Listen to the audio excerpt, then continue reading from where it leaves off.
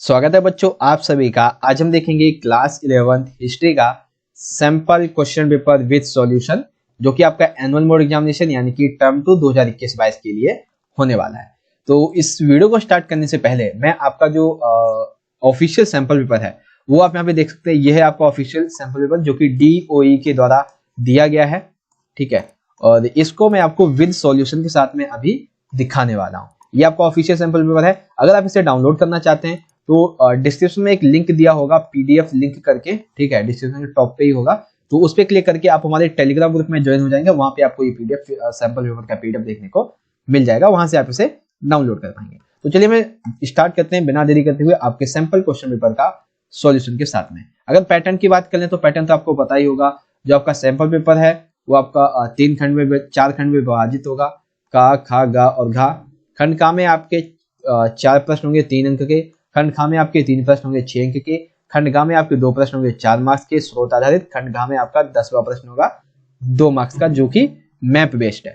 तो चलिए मैं इसको स्टार्ट कर लेते हैं बिना देरी करते हुए। सबसे पहला प्रश्न देखिए, मैं आपको प्रश्न के जैसे मान लीजिए 3 नंबर का प्रश्न है तो आपको कम से कम 4, 5, 6 पॉइंट बताऊंगा। इसमें से आप कम से कम 4 जो पॉइंट मैं बताऊंगा वो तो आप याद कर ही लेना अपने क्वेश्चन के लिए। तो खंड का में सबसे पहला प्रश्न है, पुनर्जागरण के क्या कारण थे।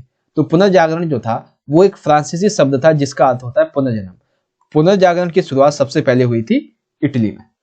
अब देखिए, अगर ये प्रश्न जो था अगर 6 मार्क्स में आता तब आप ये 2 पॉइंट भी लिख देते, ठीक है, क्योंकि 6 मार्क्स में आपको थोड़ी भूमिका भी बनानी होती है। लेकिन जब 3 मार्क्स में आया है तो आपको अगर ये नहीं भी लिखते हैं तो भी जरूरी नहीं है, फिर भी हम पढ़ लेते हैं। क्या है, पुनर्जागरण ने लोगों में समानता की भावना पैदा की और समाज में व्याप्त अंधविश्वासों पर, रिवाजों पर हमला किया। नगरों में फ्लोरेंस, पुनर्जागरण के बाद जो नगरों में फ्लोरेंस था, वेनिस था, ये ऐसे गणराज्य बन गए जहां पर जो अन्य दरबारी जो थे, बाकी अन्य दरबारी नगर थे और इनका जो शासन था वो राजकुमार चलाते थे। इनमें सर्वाधिक जीवंत शहरों में था वेनिस और दूसरा था जिनेवा। अब हमारा जो मेन आंसर स्टार्ट होता है पुनर्जागरण के कारण, वो यहाँ से स्टार्ट होता है। देखिए यहाँ पे तकरीबन मैंने 5 से 6-7 पॉइंट आपको बताए हुए हैं, इसी में से आप 3 पॉइंट याद कर लीजिएगा। सबसे पहला, व्यापार तथा नगरों का विकास। पुनर्जागरण का सबसे महत्वपूर्ण कारण था वाणिज्य व्यापार का विकास। नए नए देशों के साथ लोगों के व्यापारिक संबंध कायम होने लगे थे और उन्हें वहां की सभ्यता संस्कृति को जानने का अवसर मिला एवं व्यापार के विकास के द्वारा जो व्यापारी वर्ग था उसने एक नए वर्ग को जन्म दिया, ठीक है। उसके बाद आप इसमें मुद्रण क्रांति के बारे में लिख देंगे कि सन 1455 में जर्मन मूल के जोहानेस गुटेनबर्ग के द्वारा इन्होंने सबसे पहले जो छापे खाने का निर्माण किया था वो किया था। और इसमें जो बाइबल होता है ना, बाइबल, उसकी 150 प्रांतीय छापी गई थी। और इसी मुद्रण क्रांति से जो मुद्रित पुस्तकें थी वो उपलब्ध होने लगी, उनका क्रय बेचा जाना संभव होने लगा, ठीक है। अब विचार, मत और जानकारी पहले की अपेक्षा तेजी से प्रभावित होने लगे। एक पॉइंट लिख देंगे, मानवतावादी। 19वीं सदी में एक नई संस्कृति का जन्म हुआ जिसे मानवतावादी संस्कृति कहा गया। 15वीं सदी में जो विश्वविद्यालय थे उनमें व्याकरण, अलंकार शास्त्र, कवि, इतिहास व नीति दर्शन ऐसे विषयों को पढ़ाने वालों को कहते थे मानवतावादी। साहित्य, 14वीं शताब्दी में अनेक विद्वानों ने अनेक ग्रंथों को पढ़ा जो कि प्राकृतिक विज्ञान, गणित, खगोल विज्ञान, औषधि विज्ञान, रसायन विज्ञान, इन सभी से संबंधित थे। आधुनिक विज्ञान की शुरुआत बेल्जियम मूल के अंड्रिस वेसेलियस, जो कि पादुआ विश्वविद्यालय में कलाकार आयुर्विज्ञान के प्राध्यापक थे। ये ऐसे व्यक्ति थे जिन्होंने सबसे पहले सूक्ष्म परीक्षण के द्वारा मनुष्य की चीरफाड़ की एवं आधुनिक जो विज्ञान थी वो आधुनिक विज्ञान की शुरुआत इन्हीं के द्वारा की गई थी। और एक पॉइंट है महिलाओं की स्थिति, यानी कि महिलाओं को कारोबार में परामर्श आदि देने का अधिकार नहीं था। सार्वजनिक जीवन में महिलाओं की भागीदारी कम थी, उन्हें सिर्फ परिवार तक ही सीमित माना जाता था। महिलाओं के दहेज को पुरुष अपने व्यापार में लगा देते थे और दहेज नहीं होता था तो लड़कियों को मठों में भेज दिया जाता था। और भी इसमें आप चाहे तो पॉइंट लिख सकते हैं अगर ये आता है 6 मार्क्स में। लेकिन जब ये 3 मार्क्स में आएगा तो चाहे तो आप ये 4 पॉइंट लिख दीजिए, कोई 4 पॉइंट आप याद कर लीजिए और इन्हीं में से 4 पॉइंट में थे आप 4 पॉइंट लिख दें, ठीक है। क्वेश्चन नंबर 2 की बात कर लेते हैं। सेकंड बहुत ही छोटा सा प्रश्न है, देखिए क्या है, औद्योगिक क्रांति के आर्थिक प्रभावों की चर्चा कीजिए। औद्योगिक क्रांति के जो आर्थिक प्रभाव है वो बताएं। तो सबसे पहला, औद्योगिक क्रांति से नई मशीनों का आविष्कार हुआ जिससे उत्पादन में मशीनों का प्रयोग होने से मानव को भारी कामों से छुटकारा मिला एवं उत्पादन में अधिक वृद्धि होने लगी। उद्योगों में कच्चे माल की मांग बढ़ने के कारण कृषि क्षेत्र में क्रांतिकारी सुधार आया जिससे कि खाद्यान्न में खाद्यान्न के उत्पादन में वृद्धि होने लगी। औद्योगिक क्रांति से यातायात व संचार के नए नए आविष्कार होने शुरू हो गए। परिवहन के तीव्रगामी संसाधन जैसे कि नहरें और रेलवे के आविष्कार होने शुरू हो गए थे। इससे समय और दूरी पर मनुष्य ने विजय हासिल कर ली थी। औद्योगिक क्रांति के फलस्वरूप मनुष्य के जरूरत तथा मनोरंजन की वस्तुएं सस्ती और अच्छी गुणवत्ता वाली और कम दाम पर उसे मिल जाना संभव हो पाया। बैंकिंग प्रणाली का विकास हुआ। गांव से गरीब लोगों को उनका व्यवसाय शुरू करने के लिए बैंक ऋण दिया करते थे एवं इन्हें एक अच्छा परिवहन भी उपलब्ध कराते थे ताकि ये अपने माल को एक जगह से दूसरी जगह पर भेज सके और अपना व्यापार सुचारू रूप से चला सके। तो औद्योगिक क्रांति के आर्थिक प्रभाव ये हो गए। अब इसमें आप ये भी लिख सकते हैं कि जब मशीनों का आविष्कार हुआ तो जो कुटीर उद्योग थे, जो छोटे उद्योग होते हैं, वो खत्म हो गए। तो कहीं ना कहीं औद्योगिक क्रांति का जो प्रभाव पड़ा उससे जो कुटीर उद्योग थे, जो छोटे छोटे गरीब लोग थे, उनका रोजगार छिन गया। तो ये पॉइंट भी आप इसमें लिख सकते हैं। तो ये हो गया औद्योगिक क्रांति के आर्थिक प्रभाव। अब इसी में देखिए अथवा में आपका एक और प्रश्न दिया हुआ है। एक और प्रश्न क्या है उसे भी देख लेते हैं। ये प्रश्न है, इंग्लैंड की राजनीतिक स्थिति में औद्योगिक क्रांति के आगमन में किस प्रकार योगदान दिया। यानी कि इंग्लैंड की जो राजनीतिक स्थिति थी इसके बारे में यहाँ पे आपको समझाना है।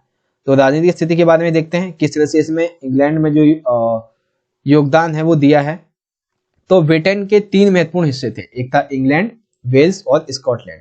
यहाँ पर एक ही राजतंत्र यानी कि एक ही सम्राट का शासन रहता था। तो सिंपल सी बात है, एक ही राज्य का सम्राट शासन होगा तो बाजार व्यवस्था भी एक ही होगी। तो संपूर्ण राज्य में एक ही कानून व्यवस्था हुआ करती थी, एक ही मुद्रा प्रणाली हुआ करती थी, मुद्रा प्रणाली और एक ही बाजार व्यवस्था हुआ करती थी। इस बाजार व्यवस्था में वे अपने इलाके से होने वाले माल पर कोई कर नहीं लगाते थे जिससे कि उसकी कीमत बढ़ जाती थी। यानी कि ये तीनों ही क्षेत्र हैं, ये आपस में माल को अगर इस पे कर नहीं लगाएंगे तो सिंपल सी बात है जब दूसरी जगह भेजेंगे तो इनके लिए जो कीमत है वो इनको लाभ देगी। ठीक है, जहां से ये जा रही है। मुद्रा का विनिमय 17वीं शताब्दी तक अंत तक आते आते मुद्रा का प्रयोग विनिमय यानी कि आदान प्रदान के माध्यम के रूप में उपयोग किया जाने लगा। फिर कृषि क्रांति आई। 18वीं सदी में इंग्लैंड के एक बड़े आर्थिक परिवर्तन के दौर से गुजरना पड़ा। इसके बाद इसी को कृषि क्रांति कहा गया। क्यों? क्योंकि इसके द्वारा बड़े जमींदारों ने अपनी ही संपत्तियों के आसपास छोटे छोटे फार्म खरीद लिए। यानी कि ये जमीनें हैं जमींदारों की, इनके आसपास ये जो छोटी छोटी संपत्तियां थी इनको इन्होंने खरीदना शुरू कर दिया और अपने में मिला लिया। और गांव की जो सार्वजनिक जमीनें थी इनको भी घेर लिया। तो इस प्रकार उन्होंने अपनी बड़ी बड़ी जो भूसंपदाएं थी यानी कि बड़े बड़े खेत थे उनको बना लिया। इसकी वजह से क्या हुआ, खाद्यान्न का जो उत्पादन था उसमें वृद्धि हुई। लेकिन कहीं ना कहीं इससे जो किसान थे उनका रोजगार छिन गया, उनकी जो जमीन थी वो छिन गई थी। आखिरी पॉइंट लिख देंगे, मशीनों का आविष्कार। ब्रिटेन में आधुनिक मशीनों का आविष्कार हुआ जैसे कि चालक शक्ति, भाप का ज्ञान। इनका जो आविष्कार था वो होना शुरू हो गया था जिससे कार्य अधिक मात्रा में एवं कम समय में किया जा सकता था। सस्ते श्रमिक, कोयलों व लोहे की खानों में अधिकता से जो औद्योगिक क्रांति थी वो ब्रिटेन के इस हिस्से में काफी अधिक तेजी से अधिक मात्रा में आई। ठीक है, तो इंग्लैंड की राजनीतिक स्थिति में औद्योगिक क्रांति के आगमन में किस प्रकार योगदान दिया गया, ये चीज आई होप आपको अच्छे से समझ में आ गई। चलिए बच्चों आगे बढ़ते हैं अगले प्रश्न की तरफ। क्वेश्चन नंबर है हमारा थर्ड में पूछा गया है, ब्रिटेन, भारत और चीन के बीच त्रिकोणीय व्यापार की व्याख्या कीजिए। बच्चों ये प्रश्न बहुत अंदर से प्रश्न पूछा गया है। ये प्रश्न जो है वो आपका अफीम के व्यापार के बारे में है। ठीक है, ब्रिटेन, भारत और चीन इसके बीच में अफीम का जो व्यापार था उसके संबंध में ये है। तो देखिए कैसे लिखेंगे, चीनी उत्पादों जैसे कि चाय, रेशम और चीनी मिट्टी के बर्तन, इनकी मांग ने व्यापार में असंतुलन की भारी समस्या खड़ी कर दी। यानी कि भारत में और ब्रिटेन में जो चीनी चाय थी, रेशम था, चीनी मिट्टी के बर्तन थे, इनकी मांग ने जो व्यापार था उसे बहुत ज्यादा बढ़ाया, लेकिन इसकी वजह से असंतुलन बन गया चीन में। पश्चिमी उत्पादों को चीन में बाजार नहीं मिला, यानी कि जो ब्रिटेन के उत्पाद थे उसे चीन में बाजार नहीं मिला, जिसकी वजह से वह भुगतान चांदी में करना पड़ता था। किसको? ब्रिटेन को। फिर क्या किया, ईस्ट इंडिया कंपनी ने एक विकल्प ढूंढा, अफीम। यह हिंदुस्तान के कई हिस्सों में आराम से उगती थी। तो ब्रिटेन ने क्या देखा कि भाई हमें जो है वो चांदी का व्यापार, चांदी की जो कीमत है वो देनी पड़ती है। तो इसने ये देखा कि भारत में अफीम जो है ये काफी आराम से उगाया जा सकता है। तो चीन में अफीम बेचने के जरिए वे चांदी कमाकर केंटन में उधार पात्रों के बदले कंपनी के प्रतिनिधि को देने लगा था। जो ब्रिटेन था उसने क्या किया, वह भारत से अफीम खरीदता था, और चीन को बेचता था, जिससे वो चांदी कमाकर कैंटन में उधार पत्रों के बदले कंपनी के प्रतिनिधि को देने लगे। इस तरह कंपनी उस चांदी का इस्तेमाल ब्रिटेन के लिए चाय, रेशम और चीनी मिट्टी के बर्तन खरीदने के लिए करती थी। ब्रिटेन, भारत और चीन के बीच यह उत्पादों का त्रिकोणीय व्यापार था। ठीक है, तो यानी कि देखिए यहाँ पे जो मुख्यतः है वो दो ही चीजें हैं। एक ये है कि चीन में चाय, रेशम और चीनी मिट्टी के बर्तन काफी बनाए जाते थे, जिसकी मांग कहाँ थी? ब्रिटेन में। और ब्रिटेन में जो अफीम था वो क्या करता था? वो हिंदुस्तान से लिया करता था, और ये हिंदुस्तान से जब लेता था तो उसे क्या मिलती थी? चांदी। तो उसी चांदी को ब्रिटेन से चीन से जो क्या करता था? ब्रिटेन चाय, रेशम, चीनी मिट्टी के बर्तन खरीद लेता था। तो ये चीज आपको समझ में आ गई। बेसिकली ये प्रश्न आपके अफीम के व्यापार से संबंधित ही है। क्वेश्चन नंबर 3 समझ गए होंगे। क्वेश्चन नंबर 4 देख लेते हैं। सन यात-सेन के 3 सिद्धांतों के बारे में आप क्या जानते हैं? तो बच्चों देखिए, इसमें क्या है, 1 मार्क्स में तो आप ये बता दीजिए सन यात-सेन कौन है, 2 मार्क्स में उनके सिद्धांत बता दीजिए, क्योंकि सिद्धांत जो है वो काफी छोटे छोटे हैं, तो एक लाइन में भी आंसर लिखेंगे तो भी लिख जाएगा। जैसे कि यहाँ पे आप देख सकते हैं, एक लाइन में आंसर लिख दिया मैंने। तो सबसे पहले सन यात-सेन थे कौन? तो 1911 में मांचू साम्राज्य को समाप्त कर दिया गया और सन यात-सेन के नेतृत्व में चीन में गणतंत्र की स्थापना की गई। वे निर्विवाद रूप से आधुनिक चीन के संस्थापक माने जाते थे। उन्हीं के नेतृत्व में चीन में गणतंत्र की स्थापना हुई थी। अब देखिए सन यात-सेन के 3 सिद्धांत। 3 सिद्धांत हैं सन, मिन, चुई। सन का मतलब है राष्ट्रवाद। राष्ट्रवाद के तहत जो सन यात-सेन थे वो चीन में व्याप्त मांचू वंश, जिसे विदेशी राजवंश के रूप में देखा जाता था, उसे सत्ता से हटाने का प्रयास करना चाहते थे। दूसरा है गणतंत्र। गणतंत्र या फिर गणतांत्रिक सरकार की स्थापना करना चाहते थे, जिससे कि जो तानाशाही वो ना हो सके। एंड थर्ड है समाजवाद, जो पूंजी का नियमन करे और भू स्वामित्व में बराबरी लाए, ऐसी व्यवस्था को चीन में व्याप्त यानी कि लागू करना चाहते थे। तो सन यात-सेन कौन थे और सन यात-सेन के 3 सिद्धांत क्या थे? ये क्वेश्चन आई होप आपको अच्छे से क्लियर हो गया होगा। अब यहाँ पे देख लेंगे ये मतलब खंड का के जो भी प्रश्न उत्तर है मैं आपको दोबारा से दिखा दे रहा हूँ। पुनर्जागरण के क्या कारण थे? तो ये कुछ कारण है, इसमें सब 3-4 याद कर लेंगे, बहुत अच्छी बात है। सेकंड है औद्योगिक क्रांति के आर्थिक प्रभाव, और इसी में था इंग्लैंड की राजनीतिक स्थितियों में औद्योगिक क्रांति के आगमन में किस प्रकार से योगदान दिया। अगला क्वेश्चन नंबर 3, ब्रिटेन, भारत और चीन के बीच त्रिकोणीय व्यापार की व्याख्या कीजिए। 4th है सन यात-सेन कौन थे एवं उनके 3 सिद्धांत क्या थे। चलिए आगे बढ़ते हैं खंड खा की तरफ। खंड खा में जो है वो हमारे 6 मार्क्स के 3 प्रश्न पूछे जाएंगे। चलिए इसको देखते हैं किस तरह से हम इसका आंसर लिखने वाले हैं। तो प्रश्न है, पुनर्जागरण ने दुनिया को कैसे प्रभावित किया? प्रोटेस्टेंट सुधार पर जोर देते हुए चर्चा की। यानी कि आपको सिंपल सा आंसर ये बताना है, प्रोटेस्टेंट सुधारवाद क्या था, ये सफल कैसे हुआ, इसके दौरान क्या हुआ, ये था क्या। तो सबसे पहले तो हम ये समझ लेते हैं पुनर्जागरण का अर्थ क्या है। तो पुनर्जागरण एक फ्रांसीसी शब्द है जिसका अर्थ होता है पुनर्जन्म। पुनर्जागरण की शुरुआत सबसे पहले इटली में हुई, जो कि हमने फर्स्ट क्वेश्चन में भी लिखा था। पुनर्जागरण ने लोगों में समानता की भावना पैदा की और समाज में व्याप्त अंधविश्वासों को और रिवाजों पर हमला किया। अब देखिए प्रोटेस्टेंट सुधारवाद क्या था। तो 15वीं और आरंभिक 16वीं शताब्दी में उत्तरी यूरोप के विश्वविद्यालय के अनेक विद्वान जो थे वो मानवतावादी विचारधारा की ओर आकर्षित हुए। उसके बाद क्या हुआ कि ईसाई मानवतावादी जैसे कि इंग्लैंड के टॉमस मोर और हॉलैंड के इरीमस का यह मानना था कि चर्च जो है वो एक लालची साधारण लोगों से बात बात पर लूट खसोट करने वाली संस्था बनती जा रही है। इन्होंने एक बताया पाप स्वीकारोक्ति।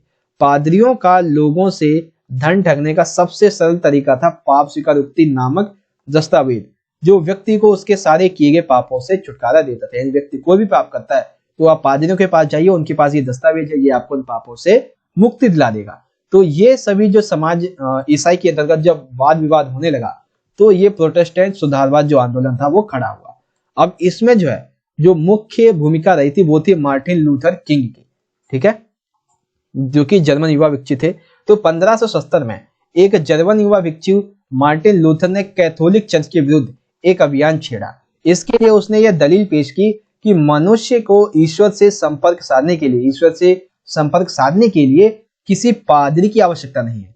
उन्होंने अपने अनुयायियों को यह आदेश दिया कि वे ईश्वर में पूर्ण विश्वास रखें, क्योंकि केवल उनका विश्वास ही उन्हें सम्यक जीवन की ओर ले जा सकता है और उन्हें स्वर्ग में प्रवेश भी दिला सकता है। तो कहीं ना कहीं जो मार्टिन लूथर किंग थे, इन्होंने क्या किया, जो अपने अनुयायी थे, जो लोग थे, उनको ये जो एक समाज में व्याप्त जो अंधविश्वास था, ठीक है, जैसे कि पाप स्वीकारोक्ति हो गया इंग्लैंड के बारे में, और भी बहुत सारी चीजें, ठीक है, तो इन सभी की वजह से मार्टिन लूथर किंग ने क्या किया, एक आंदोलन छेड़ दिया। कौन सा आंदोलन? इस आंदोलन को प्रोटेस्टेंट सुधारवाद का नाम दिया गया, जिसके कारण जर्मनी और स्विट्जरलैंड के चर्च ने पोप तथा कैथोलिक चर्च के संबंध अपने समाप्त कर दिए। तो देखो भाई, पुनर्जागरण जब हुआ तो उस दौरान जर्मनी और स्विट्जरलैंड के चर्च ने पोप तथा कैथोलिक चर्च से अपने संबंध समाप्त कर दिए। मार्टिन लूथर किंग ने यह आह्वान किया जो जर्मनी शासक है वो समकालीन किसान विद्रोह का दमन करें और इस प्रोटेस्टेंट सुधारवाद को आगे बढ़ाएं। ठीक है, अब प्रोटेस्टेंट सुधारवाद की जो सफलता थी वो क्या रही, इसे समझिए। तो यूरोप के अनेक क्षेत्रों की तरह फ्रांस में भी कैथोलिक चर्च ने प्रोटेस्टेंट लोगों को अपनी पसंद के अनुसार उपासना करने की छूट दे दी। ये डर गए कि जब जर्मनी में मार्टिन लूथर ने ये जो आंदोलन चलाया है ये इतना प्रभावी हुआ है, तो फ्रांस के कैथोलिक चर्चों ने भी इन लोगों को क्या किया, अपने अनुसार उपासना करने का तरीके की छूट दे दी। इंग्लैंड के शासकों ने पोप से अपने संबंध तोड़ दिए। इसके उपरांत राजा रानी इंग्लैंड के चर्च के प्रमुख बन गए। कैथोलिक चर्च ने स्पेन और इटली में पादरियों ने, यानी कि स्पेन और इटली में पादरी जो थे, इन्होंने सादा जीवन और निर्धनों की सेवा पर जोर देना स्टार्ट कर दिया। स्पेन में प्रोटेस्टेंट सुधार लोगों से संघर्ष करने के लिए इग्नेशियस लोयोला इन्होंने 1540 में सोसाइटी ऑफ जीसस नामक एक संस्था की स्थापना की, जिसके अनुयायी जेसुइट कहलाए। उनका जो कर्तव्य था वो था निर्धनों की सेवा करना तथा दूसरी संस्कृति के बारे में अपने ज्ञान को और अधिक बढ़ाना।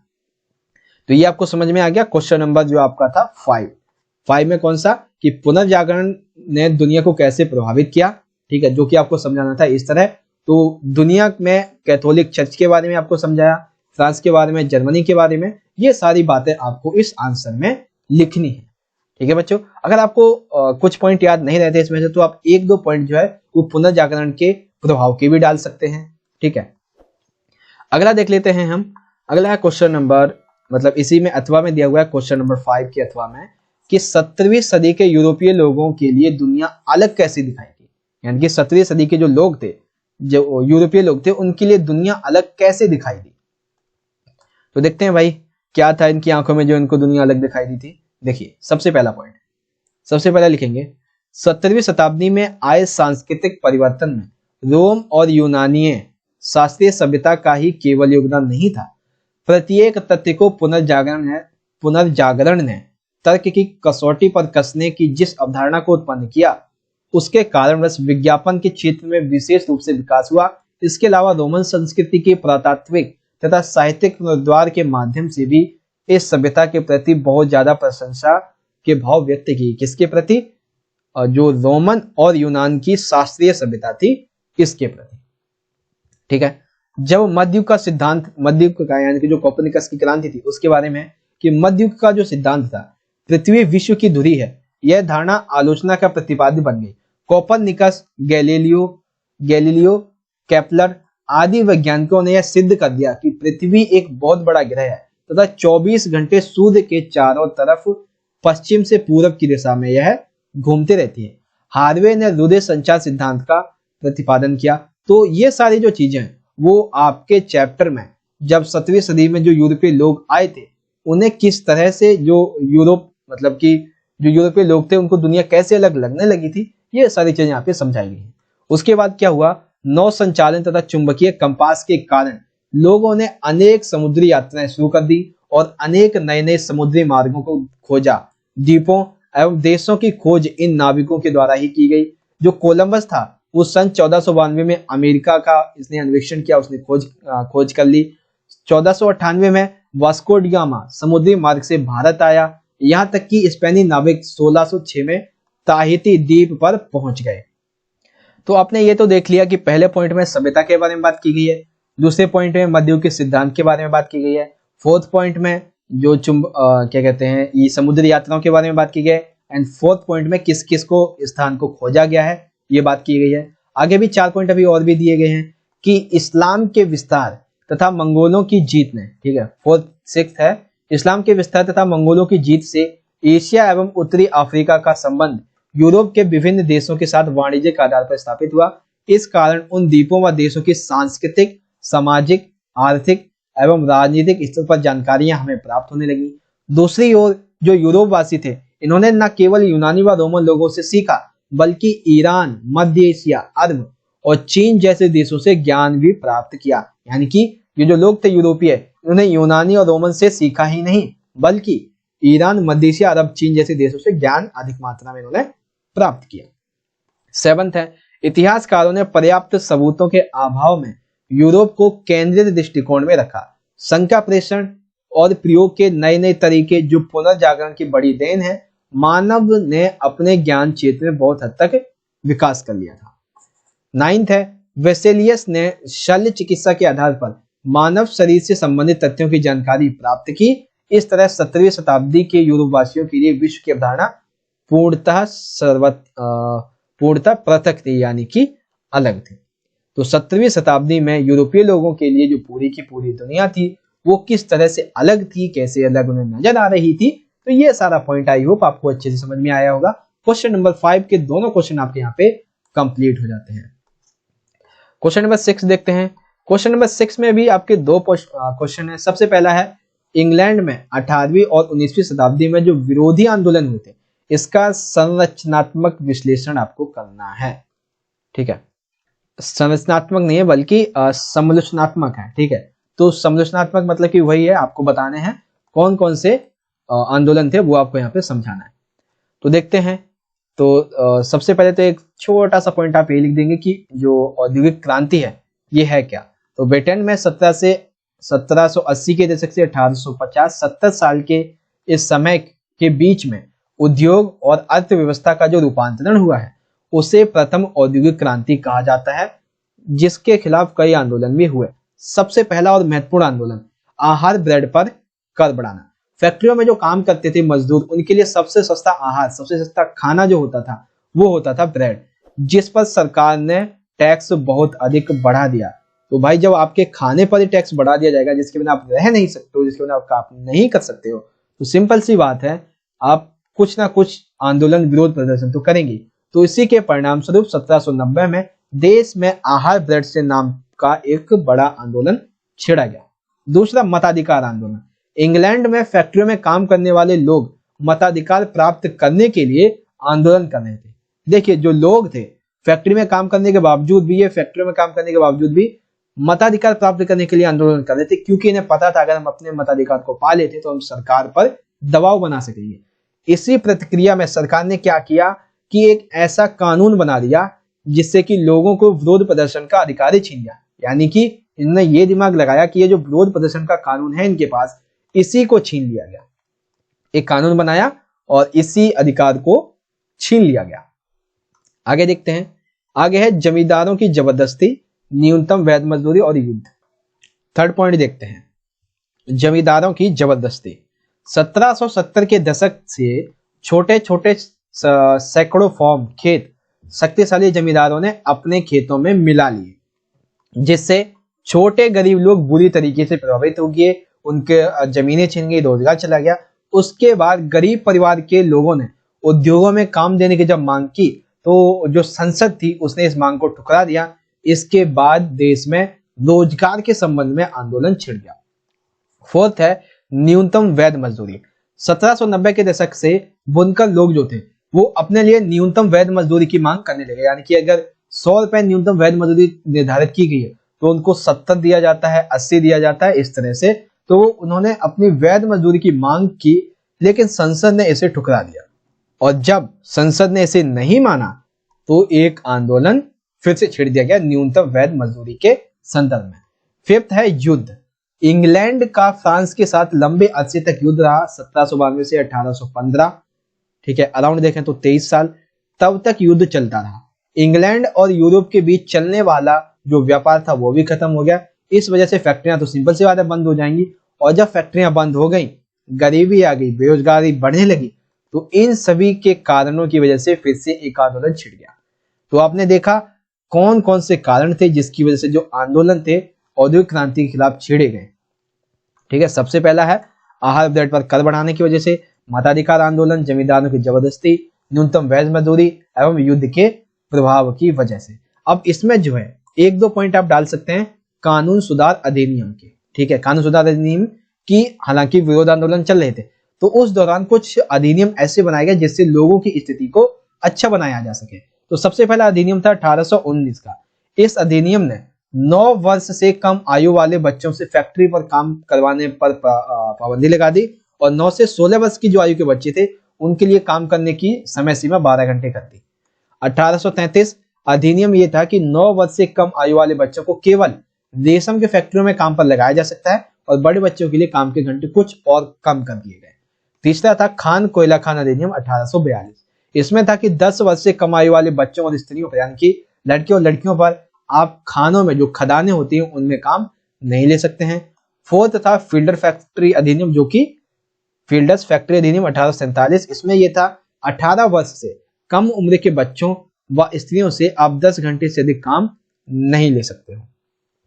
ठीक है, तो ये कुछ कानूनी सुधार अधिनियम थे जो कि विरोधी आंदोलन जब चल रहे थे इसके दौरान उठाए गए थे।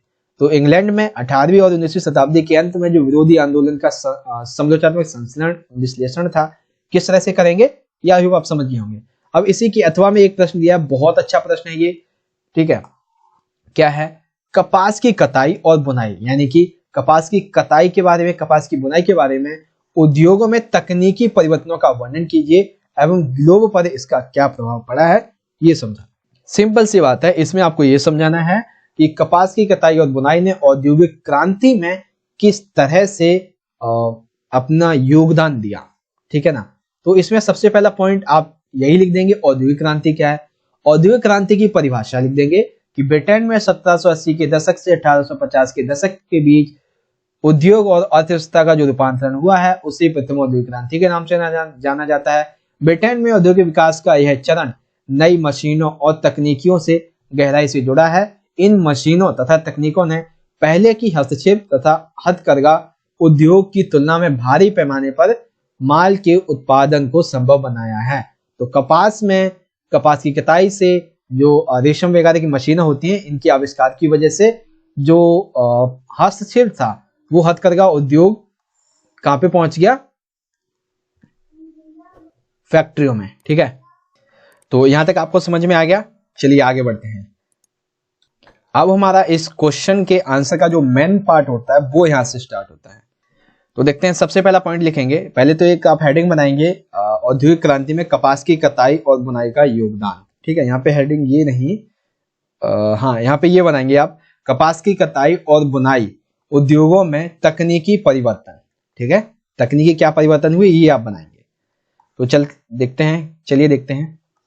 पहला लिखेंगे 17वीं शताब्दी तक इंग्लैंड जो था वो भारत से बड़ी लागत पर सूती कपड़ों की गांठ का आयात करता था। ठीक है, दूसरा पॉइंट, लेकिन ईस्ट इंडिया कंपनी के राजनीतिक नियंत्रण के कारण इंग्लैंड भारत से कपड़े के साथ कच्चा कपास रुई का आयात भी करना इसने शुरू कर दिया, जिसे वह ले जाकर कताई करते थे और उसे कपड़ा बुना करते थे। ये जो उद्योग था, कपड़ा बुनाई का उद्योग था, कपास की कताई और बुनाई का उद्योग, ये प्रमुखतः स्त्रियों और बच्चों पर बहुत ज्यादा निर्भर होता था, क्योंकि काम ही ऐसा होता था जो बच्चे और स्त्रियां अधिकतर करते थे। 18वीं शताब्दी तक कताई का काम अत्यंत धीमी गति से होता था, लेकिन जैसे ही प्रौद्योगिकी क्षेत्र में अनेक आविष्कार हुए, इसकी वजह से कार्य करने की जो गति थी उसमें तेजी आई एवं कुशलता पूर्वक कार्य करने के लिए उत्पादन का काम जो था वो कताई करों से हटकर, बुनकरों के घरों से हटकर फैक्ट्री यानी कि कारखानों में चला गया। और इसी परिवर्तन की वजह से जो छोटे छोटे कुटीर उद्योग थे, ठीक है, वो क्या होने लगे? खत्म होने लगे। ठीक है, तो ये हो गया आपकी कपास की कताई और बुनाई का योगदान। उसके बाद आप यहाँ पे कुछ डाल देंगे आविष्कारों के नाम। ठीक है, इंग्लैंड में कपड़ा उद्योग में क्रांति लाने वाले आविष्कारों के नाम। सबसे पहला जॉन के फ्लाइंग शटल, ठीक है, जेम्स हरग्रीव्स का है स्पिनिंग जेनी, और रिचर्ड आर्कराइट का है वाटर फ्रेम, सैम्पल क्रैमरन का है म्यूल मशीन, और कार्टराइट का है पावर लूम। तो ये तो हो गया आपका एक पॉइंट का आंसर।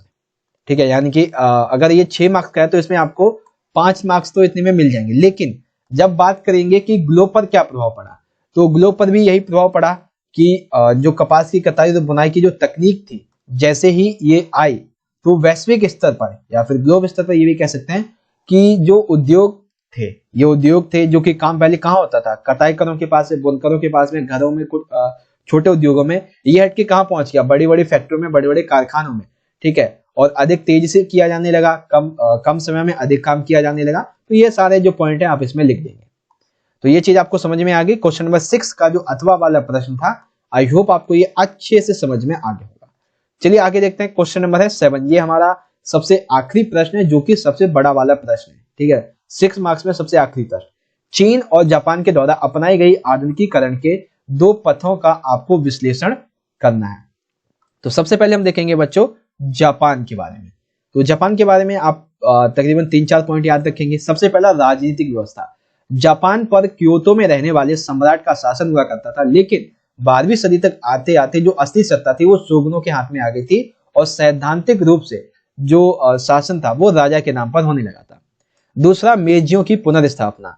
1867-68 के दौरान मेजी वंश का उदय हुआ, और देश में जो विद्यमान विभिन्न प्रकार का असंतोष था, जैसे कि अंतर्राष्ट्रीय व्यापार, कूटनीतिक संबंध, इन सभी की वजह से जो मेजी सरकार थी इसकी पुनर्स्थापना हुई। इसने शिक्षा प्रणाली में विकास किया, ठीक है, उद्योगों में विकास किया, अर्थव्यवस्था का विकास किया। तो वो पॉइंट भी आप चाहे तो लिख सकते हैं, लेकिन जो मेन पॉइंट है वो ये सारे हैं। तीसरा पॉइंट लिखेंगे फुकोकू क्योहो नीति का अनुसरण। कुछ नाम ऐसा इसलिए समझ में नहीं आया था। तो सरकार ने फुकोकू यानी कि समृद्ध देश और मजबूत सेना, इस नारे के साथ एक नई नीति का ऐलान किया, जिसके लिए उन्होंने जनता के बीच राष्ट्र की भावना का निर्माण करने और प्रजा को नागरिक की श्रेणी में बदलने की जरूरत महसूस हुई। शिक्षा प्रणाली का विकास। लड़के और लड़कियों के लिए स्कूल जाना अनिवार्य कर दिया। पढ़ाई की फीस काफी कम कर दी थी इन्होंने। आधुनिक विचार पर जोर देने की पढ़ाई पर ज्यादा फोकस किया गया। राज्य के प्रति निष्ठा। जापान के इतिहास के अध्ययन पर अधिक बल दिया गया। व्यापार। जापान को हमेशा से ही अमीर देश समझा जाता है, क्योंकि वह चीन से रेशम और भारत से कपड़ा जैसी जो विलासी वस्तुएं जो इन्हीं दोनों जगह पे मिलती थी, इससे ये आयात करता था। तो जापान की अगर हम विकास के पथ की बात करें तो राजनीतिक व्यवस्था, मेजियों की पुनर्स्थापना, नीति, शिक्षा प्रणाली का विकास, व्यापार, और भी अगर आपको 1-2 पॉइंट पता है तो इसमें लिख सकते हैं। लेकिन 6 मार्क्स का है तो 3-4 पॉइंट जापान के बारे में और 3-4 पॉइंट चीन के बारे में। तो चीन के बारे में लिखेंगे। सबसे पहला पॉइंट, चीनी क्रांति क्या है। तो 1911 की चीनी क्रांति। चीन की 1911 की क्रांति के फलस्वरूप चीन के अंतिम राजवंश, जिसका नाम था चिंग राजवंश, इसकी समाप्ति हुई, और चीन तंत्र जो था, चीनी जो गणतंत्र था, मतलब चीन जो था वो एक गणतंत्र बन गया। यह एक बहुत बड़ी घटना थी। 20वीं शताब्दी में चीन एशिया का प्रथम देश है जहां गणतांत्रिक सरकार की स्थापना हुई है। चीन के क्रांतिकारियों ने फ्रांस वालों का अनुकरण किया, यानी कि फ्रांस का जो नीति वगैरह है उसका अनुकरण किया, और राजतंत्र को हमेशा हमेशा के लिए अंत कर दिया। ठीक है, तो ये है आपकी चीनी क्रांति, पहला पॉइंट। दूसरा, संन्यास सेन के 3 सिद्धांत लिखेंगे आप। ठीक है, 1911 में मांचू साम्राज्य को समाप्त कर दिया गया और संन्यास सेन के नेतृत्व में गणतंत्र की स्थापना की गई। इनके 3 सिद्धांत थे। राष्ट्रवाद, चीन में व्याप्त मांचू वंश, जिसे विदेशी राजवंश के रूप में देखा जाता था, उसे सत्ता से हटाना। एक गणतांत्रिक सरकार की स्थापना करना। समाजवाद, ऐसी व्यवस्था को लाना जो व्यापार को बढ़ाए और भू स्वामित्व में बराबरी लेके आए। तो संन्यास सेन के 3 सिद्धांत आप लिखेंगे इसमें, और एक लिखेंगे माओ त्से के विचार। ठीक है, ये क्या थे? देखिए, चीन में साम्यवादी पार्टी की स्थापना 1921 में रूसी क्रांति के समय इन्हीं के द्वारा की गई थी। ठीक है, इनके द्वारा नहीं की गई थी, बल्कि ये जो थे वो इसी सीपीआई के, चीनी कम्युनिस्ट पार्टी के प्रमुख नेता थे।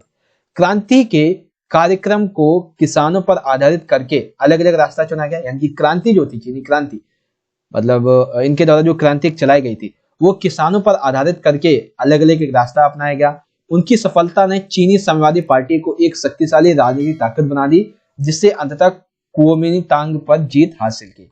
नए अड्डे येनान में उन्होंने युद्ध सामंतवाद को खत्म करने, सुधार भूमि लागू करने और विदेशी साम्राज्य से लड़ने के कार्यक्रम को और आगे बढ़ाया और एक मजबूत जो आधार था वो यहाँ पर बनाना शुरू कर दिया। तो चीन के बारे में आप ये पॉइंट लिखेंगे। अगर मैं आपकी मार्किंग स्कीम की बात करूं, ठीक है, तो मार्किंग स्कीम में देखिए यहाँ पे दिए हुए हैं 2 ही पॉइंट दिए हैं। ठीक है, ये आपकी मार्किंग स्कीम है। चीन का आधुनिकीकरण, 1911 की चीनी क्रांति, 3 सिद्धांत और मृत्यु के बाद पूंजीवादी व्यवस्था को बढ़ावा दिया गया। यानी कि जो अभी हमने देखा था माओ त्से की जो मृत्यु हुई उसके बाद पूंजीवादी जो व्यवस्था थी उसको बढ़ावा दिया गया, यानी कि रूसी क्रांति थी उसके बाद पूंजीवादी व्यवस्था को बढ़ावा दिया गया था। तो बच्चों जापान के बारे में ये 5 पॉइंट और चीन के बारे में ये 2-3 पॉइंट आप याद रखेंगे और इन्हें लिखेंगे। तो इस तरह से आपका सेक्शन ए बी जो था आपका, ठीक है, जिसमें 6 मार्क्स के आपके 3 क्वेश्चन है, मैं आपको दिखा दूं, ये है सेक्शन बी जिसमें क्वेश्चन नंबर 5 ये है और 5 में जो अथवा में प्रश्न दिया था वो ये वाला है। और इस तरह से आपका क्वेश्चन नंबर बी जो है, क्वेश्चन नंबर नहीं सेक्शन नंबर बी जो है वो आपका यहाँ पे एंड हो जाता है। अब हम चलते हैं आपके सेक्शन नंबर सी की तरफ।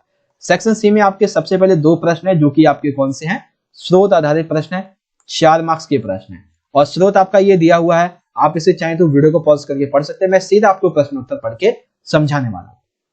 चलिए देखते हैं प्रश्न और उत्तर एक ही साथ में आपको दिखाता हूं। सबसे पहला प्रश्न है, इस अनुच्छेद के लेखक कौन है? तो भैया इस अनुच्छेद के लेखक हैं वाशिंगटन इरविंग। उन्होंने मूल निवासी का वर्णन कैसे किया? तो सामान्य जिंदा दिल लोगों की भांति उन्होंने मूल निवासियों का वर्णन किया है। दूसरा प्रश्न है, विलियम वर्ड्सवर्थ और फ्रांसीसी दार्शनिक रूसो ने मूल निवासियों को किस तरह अलग देखा? तो ये कहते हैं कि जंगलों में रहने वाले काल्पनिक प्रजाति के रूप में इन्होंने देखा है। नई दुनिया के मूल लोगों का वर्णन करने के लिए अंग्रेजी में किए जाने वाले उपयोग के विभिन्न नाम क्या है? तो रेड इंडियन है, एबोरिजिन है, डाकोटा है, चिरोकी है, पोनियाक है। तो ये सारे जो है वो किसके आंसर हैं? वो आपके क्वेश्चन नंबर 8 के जो पॉइंट के क्वेश्चन है उसके आंसर है और इन सभी के आंसर जो है वो आप यहाँ पे दे सकते हैं। ठीक है, चलिए आगे देखते हैं। अगला क्वेश्चन नंबर 9 आपको एक के बाद में प्रश्न दिखा देता हूं। ये जो है काफी छोटा सा यहाँ पे स्रोत लिया गया है। इसमें पूछा गया थॉमस जेफरसन कौन थे? तो थॉमस जेफरसन कौन थे? संयुक्त राज्य अमेरिका के तीसरे राष्ट्रपति। ठीक है, दूसरा है थॉमस जेफरसन को क्यों जाना जाता है? तो इन्हें इसलिए जाना जाता है क्योंकि इन्होंने अमेरिकी स्वतंत्रता की उद्घोषणा के पत्र लिखा था, इसीलिए इन्हें जाना जाता है। मूल अमेरिकियों के बारे में उनके क्या विचार थे? तो थॉमस जेफरसन का मानना था मूल अमेरिकी लोग एक महान जाति के थे जो शरीर और दिमाग से श्वेतों के बराबर हुआ करते थे, परंतु सांस्कृतिक और तकनीकी रूप से काफी हीन थे। तो ये हो गया आपका स्रोत आधारित क्वेश्चन नंबर 2। क्वेश्चन नंबर 8 आपका ये हुआ है, यहाँ पे स्रोत आधारित ये वाला है और क्वेश्चन नंबर इसी के 8 के जो क्वेश्चन एंड आंसर है वो यहाँ पे लिखे हुए हैं एंड इधर यहाँ पे दिया हुआ है क्वेश्चन नंबर 9 और ये है आपके उत्तर। यहाँ पे देखिए गलती से ये 4th जो है टाइप हो गया है, इसे आप मत देखिएगा। ठीक है, आगे देख लेते हैं। अब जो है वो आपका मैप बेस्ड क्वेश्चन है। मैप में आपको बताना है ऑस्ट्रेलिया की राजधानी, ठीक है, कैनबेरा, और ऑस्ट्रेलिया का सबसे उत्तरी शहर ये आपको बताना है, या फिर पर्थ और सिडनी बता देना है। तो सिडनी ही ऑस्ट्रेलिया का सबसे उत्तरी शहर हो जाता है, मतलब और भी है लेकिन सिडनी हम यहाँ पे दर्शाने वाले हैं। तो ये देखिए यहाँ पे मैप है आपका, तो आपका पर्थ है यहाँ पर, सिडनी ये यहाँ पर है और कैनबेरा जो है वो यहाँ पे है। ठीक है, कैनबेरा यहाँ पे है और सिडनी आपका यहाँ पे है और पर्थ आपका इस एरिया में इसके अंतर्गत। तो वैसे तो आपको 2 ही बताने हैं, ठीक है, या तो आप पर्थ और सिडनी बता दीजिए या फिर सिडनी और कैनबेरा बता दिए या फिर पर्थ और सिडनी, दोनों में से कोई, मतलब 3 यहाँ पे दिए, 3 में से आपको 2 बताने हैं। तो ये हो गया। और जो दृष्टिबाधित बच्चे हैं उनके लिए क्या करना है, उनको यहाँ पे ऑस्ट्रेलिया के किन्हीं 2 शहरों के नाम लिखने हैं या फिर ऑस्ट्रेलिया की राजधानी का नाम क्या है ये लिखना है। तो ये चीज आपको यहाँ पे समझ में आ गई, जो आपका सैंपल क्वेश्चन पेपर था यहाँ पे कंप्लीट हो जाता है। तो यहाँ पे आज की इस वीडियो को हम एंड करते हैं। गाइस, अगर आपने अभी तक हमारे चैनल को सब्सक्राइब नहीं किया है तो इस सब्सक्राइब वाले बटन पे क्लिक करके सब्सक्राइब कर लीजिएगा और उसके बाद ये जो ऑल बेल पे ऑप्शन आएगा ना, यहाँ पे क्लिक करके जो ऑल बेल पे ऑप्शन आता है इसको सेट कर दीजिएगा ताकि आने वाले सभी वीडियोस के नोटिफिकेशन आप तक पहुंच सकेंगे।